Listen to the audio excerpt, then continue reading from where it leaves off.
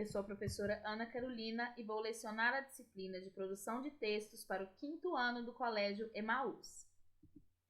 Lembrem-se das nossas orientações de estar sempre num local bem tranquilo para fazer as videoaulas e que todas as atividades, revisões, exercícios devem ser feitas utilizando como base o que aprendemos na nossa videoaula, tudo bem? Daremos continuidade então à nossa disciplina de produção de textos. Peguem o caderno para corrigir as atividades de revisão, os livros, caso vocês queiram consultar alguma parte, e a bolsinha. Hoje, daremos continuidade à nossa aula de revisão. Na aula passada, eu passei detalhe por detalhe todos os temas de todos os gêneros que estudamos juntos. E depois deixei um exercício para vocês fazerem. O que vamos fazer nessa videoaula? Vou passar de novo por todos os temas para que não reste nenhuma dúvida e não haja nenhum problema na cabecinha de vocês, que tudo esteja muito esclarecido. Então, vamos falar dos temas novamente de uma maneira um pouquinho mais resumida. E depois eu vou corrigir todas as atividades. Vamos lá? Bom, o primeiro tema é o cordel. Eu espero que vocês se lembrem do que é o cordel, A literatura de cordel é uma manifestação literária tradicional da cultura brasileira. Mas, diferente do que as pessoas pensam, ele não nasceu aqui no Brasil.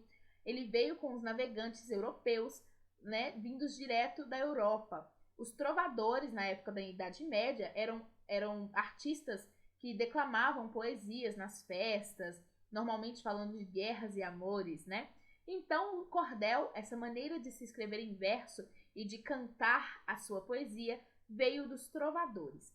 Claro que o cordel é sim tipicamente brasileiro, porque ele foi se modificando e se moldando ao nosso país. A inspiração é europeia, mas os cordéis, como são hoje, são fruto da nossa cultura e da criatividade dos nossos artistas, tá?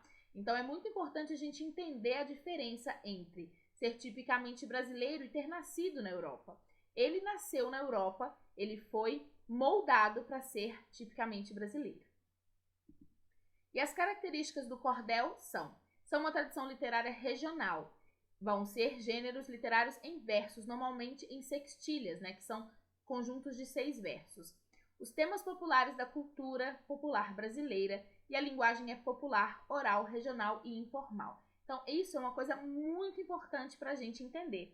O cordel, ele não vai ter uma linguagem rebuscada, palavras difíceis. Ele, na verdade, vai ter uma linguagem ligada à fala, E normalmente os personagens dos cordéis são pessoas mais pobres, de classes sociais mais baixas. Então, teremos aí expressões sociais destas pessoas, assim como as marcas regionais, gírias, expressões de cada região do nosso país, Como dissemos, o cordel é muito importante no Nordeste. Então, teremos expressões demarcadamente nordestinas, a cultura nordestina imprimida em todas as folhas.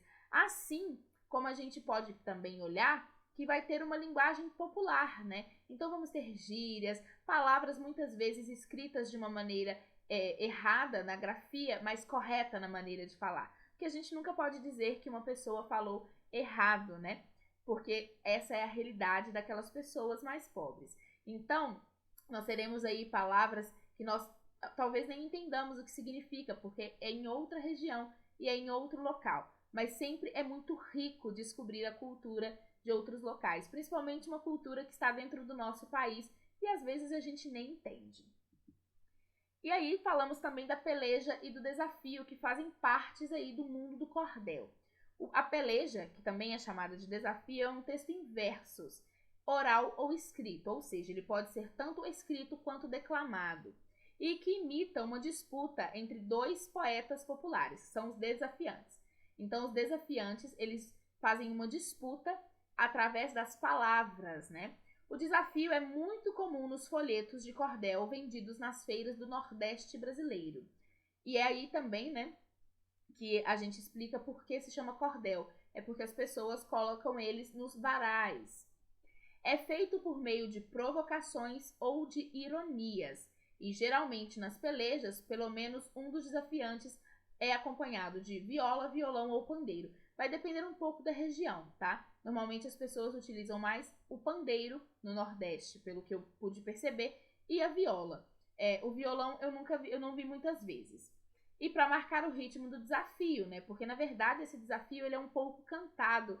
Eles não vão só declamar a poesia, eles meio que cantam ela. Então esses instrumentos musicais, eles vão fazer o ritmo desse desafio. Então as falas vão ser cantadas e é muito legal porque é tudo um improviso, né? Não existe um texto, eles não ensaiam, eles vão improvisando de acordo com os temas que eles vão recebendo. E aí vamos aí para estudar as prosas, né? 3 capítulos sobre textos em prosa. O texto em prosa é o total oposto do texto em verso. O texto em verso, a gente tem ali os versos, as rimas, as estrofes. E o texto em prosa, ele é em parágrafos. Então, ele começa na linha e vai até o final e assim por diante. O texto em prosa, ele pode ser crônicas, contos, resenhas, romances e tudo o mais. Reportagens, notícias, tudo isso é prosa. E tudo aquilo que não é prosa é verso. Primeiro, vamos falar sobre a crônica, que foi aí o nosso primeiro tema, né? A crônica é um gênero escrito em prosa e normalmente ele é feito para meios de comunicação. Ele é vinculado em jornais, revistas, televisão, né? E a crônica, ela está ligada intimamente ao nosso cotidiano. Então, todos os temas utilizados nas crônicas são aquilo que vivemos no nosso dia a dia. Isso é muito importante, tá? E é isso que caracteriza a crônica, é mostrar a vida como ela é nos gestos mais simples. Às vezes, vou descer a escada, já faz uma crônica incrível. E as características da crônica, né, são narrativa curta, uso de linguagem simples e coloquial, porque na verdade, quando você pensa, eu estou retratando algo que aconteceu no dia a dia, 2 amigos que se encontraram na escada. Essa linguagem, ela precisa ser acessível, precisa ser essa linguagem que a gente utiliza normalmente, e não uma linguagem mais correta, e como a gramática manda, e sim uma linguagem como as nossas vivências comandam, né? Como a gente conversa com os colegas, com os pais, né? Então, a crônica, ela tem essa marca de utilizar a linguagem coloquial. A presença de poucos personagens, se houver, porque algumas crônicas não precisam ter personagens, né? Mas se existem, são poucos. O tempo é curto, a narrativa é curta. Não temos tempo para desenvolver vários personagens, então temos poucos. Assim como o espaço, né? Não podemos fazer uma crônica utilizando diversos espaços. Normalmente é um cenário, uma cena, a crônica já teve o seu começo, meio e fim. E os temas relacionados, como eu disse, são acontecimentos cotidianos. É muito importante para as crônicas que elas retratem a vida como ela é, pequenos pedaços do nosso dia a dia. Vou pegar um livro. Já pode escrever uma crônica sobre esse pegar o livro e o que pode acontecer aí nessa cena. Eu vou para a escola. No caminho da minha casa para a escola, muita coisa pode acontecer. Já podemos escrever uma crônica sobre esse tema. E assim por diante. E temos aí vários tipos de crônica, né? Como vimos, a jornalística, a histórica e a humorística. E aqui no livro de vocês fala sobre a crônica literária, que é a mais importante para nós, né? E aqui resume bastante tudo isso que eu já disse. É um texto curto, escrito de maneira livre e pessoal. Então, normalmente pode até ser um narrador que assina como eu, né? Muitos cronistas contam suas próprias histórias nas crônicas, então é muito pessoal. Ele pode narrar de forma humorística ou poética histórias alegres ou tristes, inspiradas em fatos do dia a dia, em linguagem coloquial. Geralmente as crônicas são publicadas em meios de comunicação, como a gente já havia falado. E aí nós entramos nos contos, né? O conto é um texto literário que se narra ou conta uma história geralmente curta, com poucos personagens. Assim como a crônica, né? O conto e a crônica, eles têm vários aspectos em comum. Então vamos para o gênero. O conto é um dos gêneros narrativos mais comuns na tradição literária brasileira. E existe, inclusive, subcategorias desse gênero, né? Os contos de fada, os contos fantásticos. Professora, qual a diferença de conto de fada e conto fantástico? Os contos de fada são esses que vocês já conhecem, né? Contam as histórias das princesas e várias outras. O conto fantástico, ele é um pouquinho mais complicado. Ele conta histórias que não são tão reconhecíveis e normalmente utiliza elementos fantásticos, como animais que não existem, seres que não existem e vários outros tipos. E as características do gênero são os seguintes.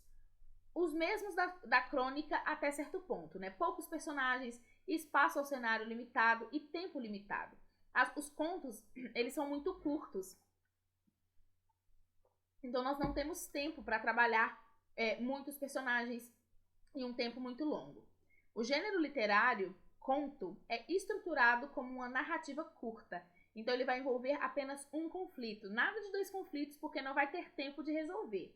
Nessa perspectiva, o momento de maior tensão é o clímax, né? A gente chama de clímax, que é aquele momento que o leitor até segura a respiração para saber o que vai acontecer. E além disso, embora não seja uma regra, é comum que o texto apresente poucos personagens, espaço ao cenário limitado e recorte temporal reduzido. O que é recorte temporal?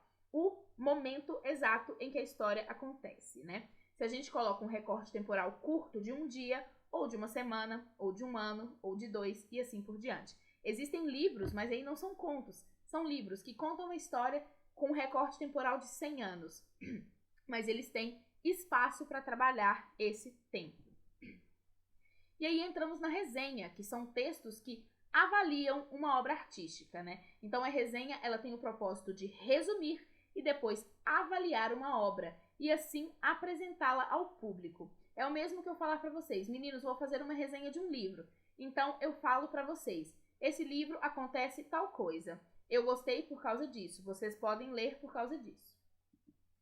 E agora nós vamos corrigir este para casa, né? Qual a origem da literatura de cordel? O cordel é inspirado nos trovadores da Idade Medieval. Então, são textos que surgiram na Europa e foram trazidos ao Brasil pelos navegadores. Lembrando que vocês não precisam apagar nada do que vocês escreveram, tá? Só se estiver errado, que eu duvido muito, que vocês são muito inteligentes. Então, se vocês quiserem complementar, coloquem abaixo, resposta da professora, porque aí vai ser também mais uma fonte para estudo. Bom, o cordel, né, como a gente disse desde a aula passada, ele realmente surgiu na Europa, mas ele foi se modificando para ficar com a cara do nosso país. Então, a gente também tem que levar isso em conta. Quais são as características do cordel? É um texto de tradição regional, então ele vai ter muitas expressões, a cultura e tudo o que aquela região tem a oferecer. É um gênero inverso, então ele vai ser rimado e também vai ter temas populares da cultura brasileira, né? Então ele vai aí ser a cara do nosso país. E a linguagem é popular, então vai ter gírias, vai ser muito demarcada por palavras que a gente utiliza somente na fala e não na escrita, e vai ser bem informal e regional, com expressões de cada região e etc. 3. O que é prosa? Prosa é um gênero de texto escrito em parágrafos. O termo deriva do latim prosa, que significa discurso direto, livre, em linha reta. Logo, um texto escrito em versos e estrofes são o contrário da prosa, né? Então, nós temos aí 2 tipos de texto, prosa e verso. A prosa é escrita em parágrafos. É aquele texto que a gente começa lá no comecinho da linha e vai até o final, até surgir outro parágrafo e assim por diante. Dê exemplos de textos escritos em prosa e exemplos de textos escritos em verso. Prosa, contos, crônicas, resenhas, que são esses que a gente viu nessa unidade, por exemplo. Versos, poemas, poesias e cordéis, também vistos aqui durante o nosso ano. 5. O que é crônica? Na literatura, uma crônica é uma narração curta, produzida essencialmente para ser vinculada na imprensa, seja nas páginas de uma revista, ou de um jornal, ou até mesmo na rádio. A crônica, ela tem essa característica de ser feita para os meios de comunicação. A gente não pode esquecer disso. Quais são as características da crônica e quais os tipos de crônica que existem? Então, as características são narrativa curta, uso de uma linguagem simples e coloquial, presença de poucos personagens, se houver personagens, um espaço reduzido e temas relacionados com acontecimentos cotidianos. E os tipos são jornalística, histórica e humorística. 7. O que é conto? Um conto é uma narrativa que cria um universo de seres, de fantasia ou acontecimentos. Como todos os textos de ficção, o conto apresenta um narrador, personagens, pontos de vista e enredo. E quais são as características do conto? Poucos personagens, espaço ou cenário ilimitado e recorte temporal reduzido. Várias, características que ele corresponde com a crônica também. O que é uma resenha? A resenha é uma abordagem que se propõe a descrever e critica uma obra, que podem ser livros, teatros, filmes, séries, novelas. A gente consegue fazer resenha de todo tipo de obra artística, até mesmo de pinturas. 10. Quais as características da resenha? Ela é contextualizada para o leitor. Então, no começo eu preciso falar, olha, estou falando disso. Um resumo do tema abordado, porque você tem que mostrar para a pessoa o que está acontecendo naquela obra. E depois uma crítica, positiva ou negativa, do objeto de estudo. É importante para vocês saberem, muitas pessoas levam a palavra crítica somente para negativo, mas a gente pode fazer críticas positivas também. Bom, essas são as correções e a finalização das nossas revisões. Se ficaram com dúvidas, releiam o texto do livro, vejam a última videoaula, revejam essa, refaçam os exercícios e estudem bastante. Se vocês entenderam todos esses temas, a prova vai ser muito tranquila. Vocês não precisam estudar mais nada, somente as videoaulas de revisão, que já vai dar tudo certo, tá bom? Estudem bastante, boa sorte e lembrem-se, juntos no caminho certo.